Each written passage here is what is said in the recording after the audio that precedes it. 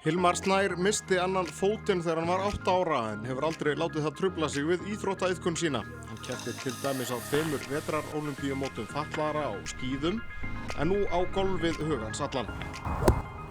Ég hætti á skíðunum 2002 eftir Ólympíuleikana í Kína og í kjölfarið eignast ég barn og flutti til Danmerkur og fór í framhaldsnám.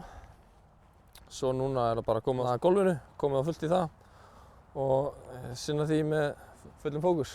Ég var að keppa núna síðustu helgi, þetta var 3 daga mót á 51. laugardegi og það var kött þarna eftir 2 daga. Þetta var í Wales á Celtic Manor, þar sem var Ryder Cup bikarinn árið 2010.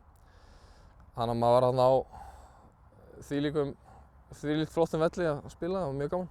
Og hvernig gekk? Gekk ágætlega seinni 2 dagana en maður svona bætti sig alla dagana. Ég lenti í 17. sæti yfir allt, í 4. sæti í mínum flokki. Spila á 79, 76, 74.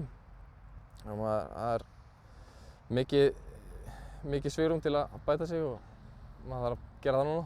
Það er alltaf öðruvísi búnað eða umgjörð eða svoleiðis í kringum svona mót heldur en bara venjulegt golfmót? Já, það var til dæmis búið til svona rampa niður glómpurnar þar sem að fólk á hjólastól gat farið niður og þau eru á svona vélknúnum 3-hjólum sem þau eru í og standa upp í þeim og svona.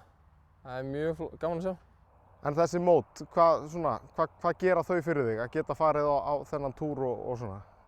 Bara gera mig kleift að spila á sterkum mótum og keppa við kylfingar sem eru að glíma með svipuð vandamál og ég. Hvar er forgjöfin núna? Hún er í 0,5 eins og er. Stefnan er að lækka svolítið í sumar en markmiðin eru ekkert endilega forgjöfin sko. Það er bara að standa sig vel í mótum og spila gott golf, myndi ég segja. Og hvað, ef við berum þið saman við bara helstu íslensku kylfingarna bara þegar kemur til dæmis að Íslandsmótinu í sumar?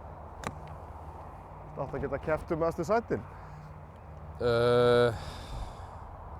Nei, ég myndi nú ekki segja það. Í fyrra þá datt ég út eftir 2 daga.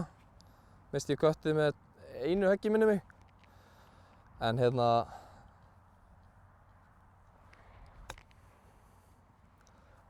er svona, kannski ef maður bætir sig á næstu árum þá getur maður kannski gert það. Finnst þér, þrátt fyrir fötlunina sem að þú náttúrulega þekkir ekkert annað, finnst þér það að hafa gefið þér tækifæri? Getum við orðað það þannig? Já, mætti alveg segja það sko. Ég hefði ekkert farið á 2 Ólympíuleika líklegast nema út af því að ég er með gervifót sko. Þannig að, já, að vissu leyti myndi ég segja það. En þetta háir þér náttúrulega ekki neitt í daglegu lífi? Nei, ég lifi mínu lífi bara eins og allir aðrir myndi ég segja sko. Ég sé mig nú ekkert eitthvað sem eitthvað fatlaðan, eitthvað sem það þýðir.